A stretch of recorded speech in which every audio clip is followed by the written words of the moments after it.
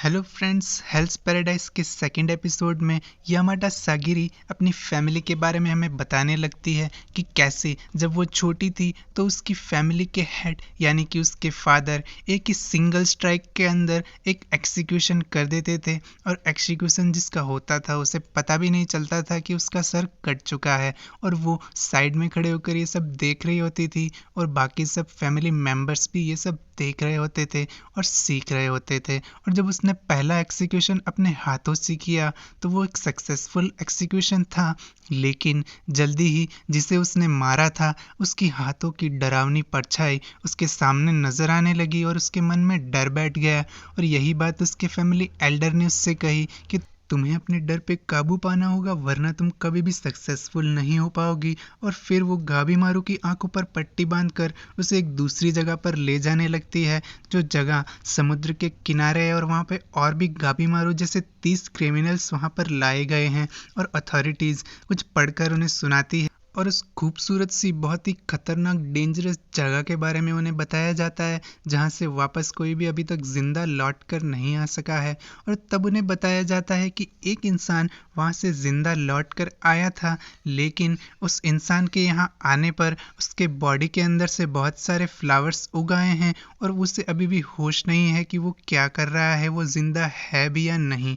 और तब उन्हें बताया जाता है कि आप सब लोगों को वहाँ पे जाना है और एलेक्सिर ऑफ लाइफ को ढूंढ कर लेके आना है। तभी एक गुंडा खड़ा होता है और वो कहता है कि मैं यहाँ से जा रहा हूँ और मुझे कहीं नहीं जाना।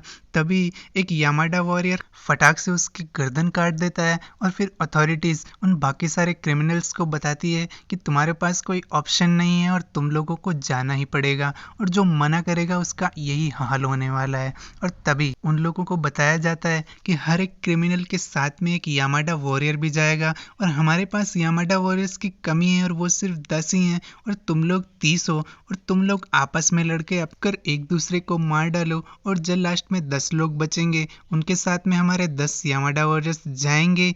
और हमारे जहाज पे इतनी जगह भी नहीं है कि तुम 30 लोगों को वहाँ पे ले जा सकें। वहाँ पे एक लड़ाई शुरू हो जाती है, लेकिन हमारा गाबी मारो आराम से बैठा हुआ है और लड़ाई को देख रहा है। वो लड़ना नहीं चाहता और किसी को मारना नहीं चाहता, और बाकी सारे लोग एक दूसरे को मारने में बिजी हैं। और उन 30 लोगों में से कुछ लोग ऐसे भी हैं जिनके पास गाबी मारू की तरह सुपर पावर्स है और उन पर आसानी से अटैक नहीं कर सकते, और वो लोग बाकी लोगों से ज़्यादा स्ट्रांग है।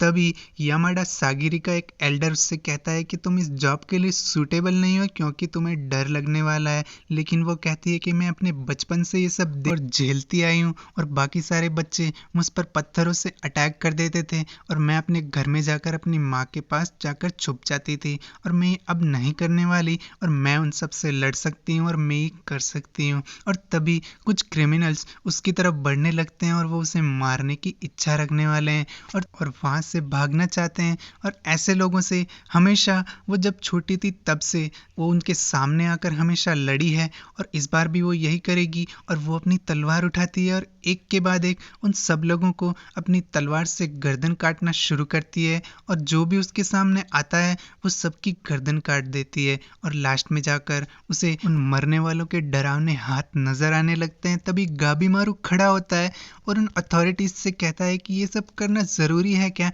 कुछ और तरीके से तुम हम लोगों को डिसाइड नहीं कर सकते।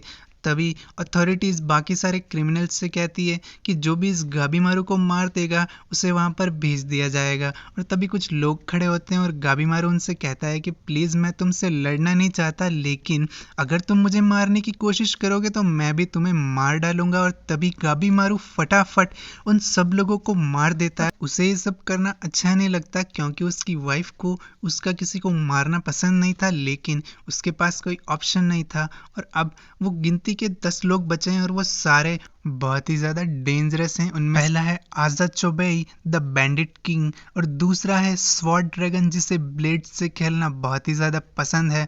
और फिर आते हैं ट्विस्टेड केयुन द हंटर ऑफ 100, और फिर आता है हॉरिबू द किलिंग प्रेयर, और फिर आते हैं रनअवे शिनोबी, और फिर हमारा बेस्ट गाबी मारू, फिर है कैनिबल कॉर्टिजन, और फिर आती है कोनुची यूजुरी ऑफ काइशू, और फिर मोरोमकिया द अपोस्टेड, और आखिर में आता है द जायंट ड्रैगन ऑफ बाइजन। और ये सब जाने वाले हैं एलिक्सिर ऑफ लाइफ की खोज में और एक बहुत ही खूबसूरत सी जगह जो कि एक बहुत ही डेंजरस जगह है, और वो जाने वाले हैं एक जहाज के अंदर और जल्दी ही वो वहाँ पहुँच भी जाते हैं।